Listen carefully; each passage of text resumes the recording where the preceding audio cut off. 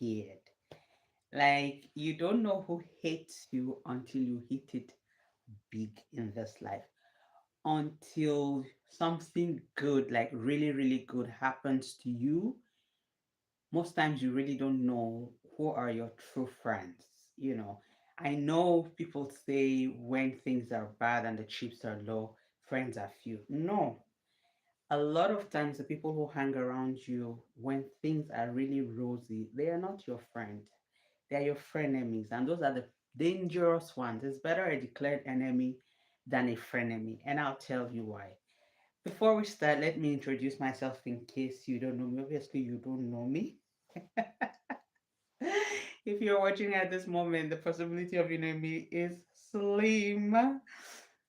Because it's a new channel, it's an upcoming channel. My name is Dorcas Glader. This is Your Journey Matters, Make It Intentional. And here I share with you my personal experiences on self growth, personal development, stuff like that. And today, one last thing that we're going to talk about is the cost of fame. The cost of fame.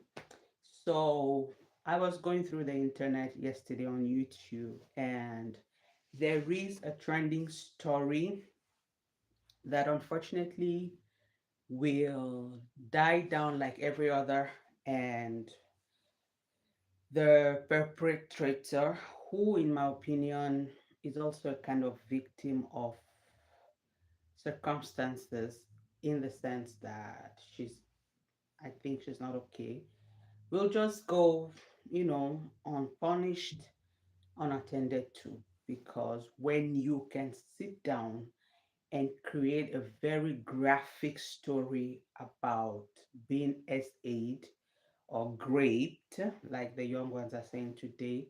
I don't even know why those words are not allowed on social media platforms. If you are watching, let me know why, you know. So her name is Mirabelle. She's a Nigerian. I want to believe she's under 23. She posted a story, a very false story, but a graphic, horrendous story that had bloggers reacting too emotionally, that people started demanding justice for her. And then she found out that she was going to be caught out in her lie and did the right thing by confessing. Now, I've not yet watched what her confessions entailed, but I watched another YouTuber who did a story about the video, basically giving us an analysis of how to fish out the lies in a very fabricated story or ambiguous stories, you know. And then we have one celebrity who is now like a scapegoat from the comments and the reactions based that came out of this lady's videos. Her name is Simi. She's a Nigerian, and she started as a gospel singer. She's now married, and she left gospel for mainstream, for secular music or mainstream African music. She's a beautiful lady. She's successful. She married. She's a survivor of divorce. I say survivor because many people don't make it through a divorce, you know. So she, when she saw Mirabelle's video, said some very harsh things about men who were always getting away with grape. And for that reason, someone was saying, so if it were a male, will she have been that defensive, And she was like, why would you even bring that up? Because apparently we're talking about a female victim, not a male victim, blah, blah, blah, blah, blah, blah, blah. And that she'll never support ex abuse.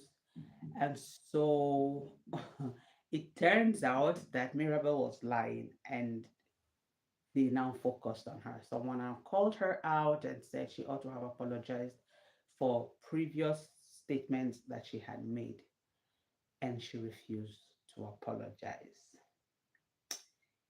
And then people someone somewhere went digging looking for weapons to punish her, to slander her, to call her out, to shame her, whatever you want to call it. But I think that they did that because she was a popular person. People must have reacted. She's not the only person who reacted in the vein that she reacted. She's not the only person who believed Mirabelle's story and defended Mirabelle and was prejudiced against Mirabelle's supposed boyfriend or attacker. She's not the only person, right? The only thing I see in this case is the fact that she's a public figure, she's a celebrity, she's someone that they can hit on online, because I don't know if they would ever have the opportunity to come face to face with Simi to attack her. Now, what did they do? So they go to her page, which is a public page, and now it makes sense why a lot of people have their accounts private, and even on Facebook, you have what they say, people lock their profile so that you don't see their posts or their walls without their permission.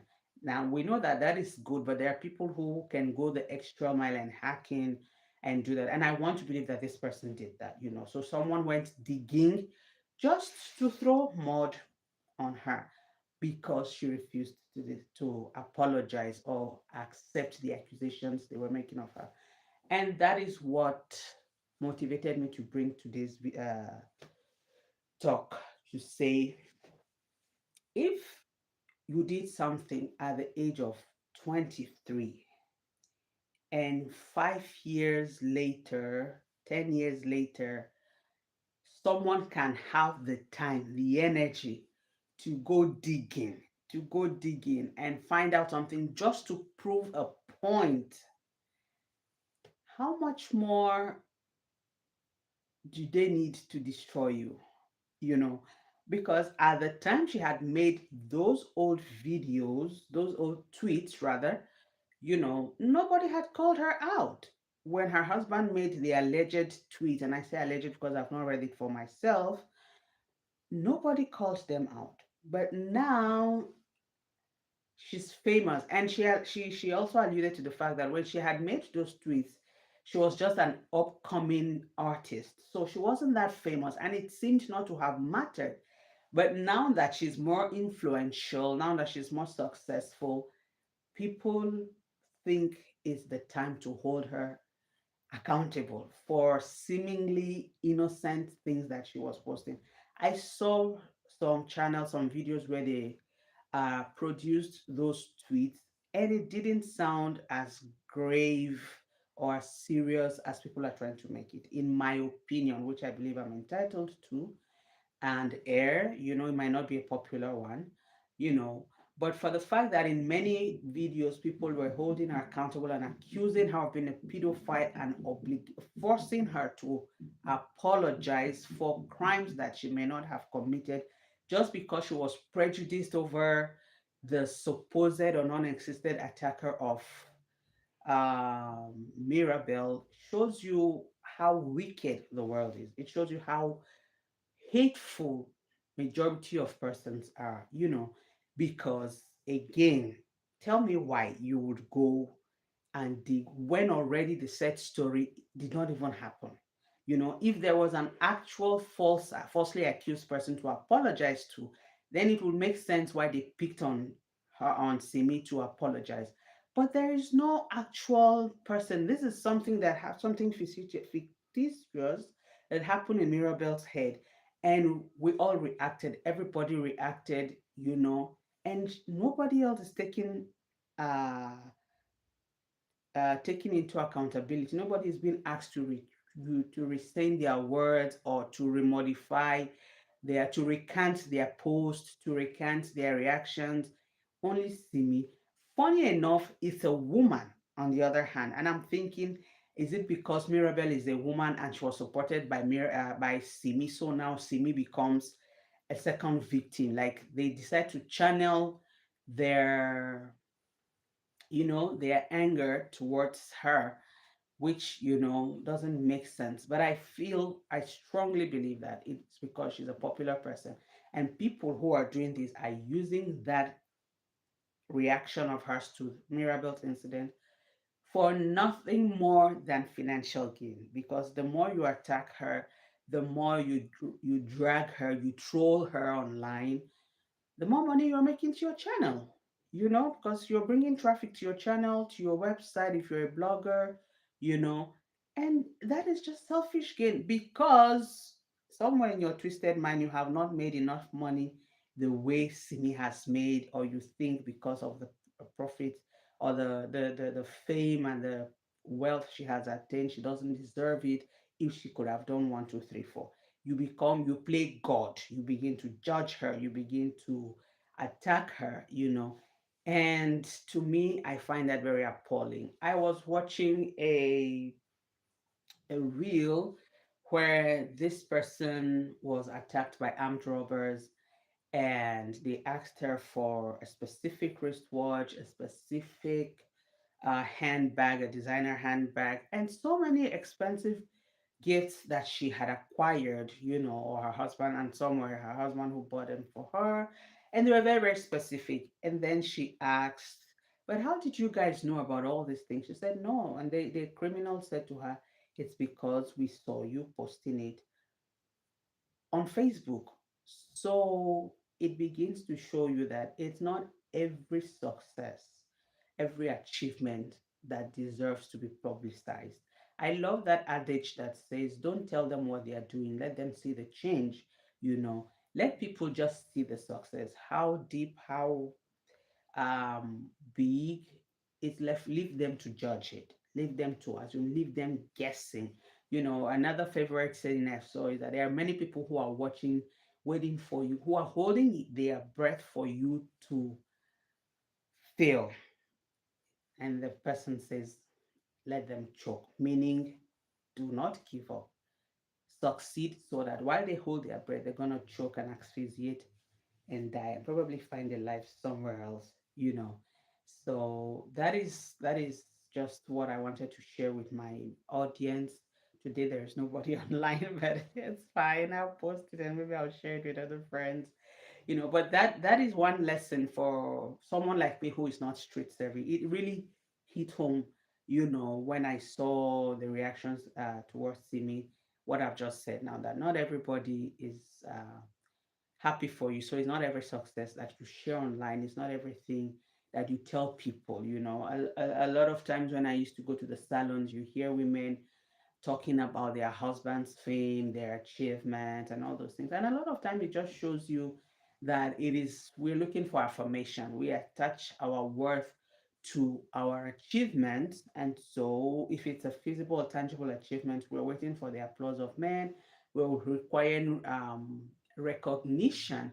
And that is why we do the things that we do you know so I have learned that instead of sharing my successes or my achievements or whatever project I'm doing with others, I'd rather let them see the results for themselves and then let them guess whatever.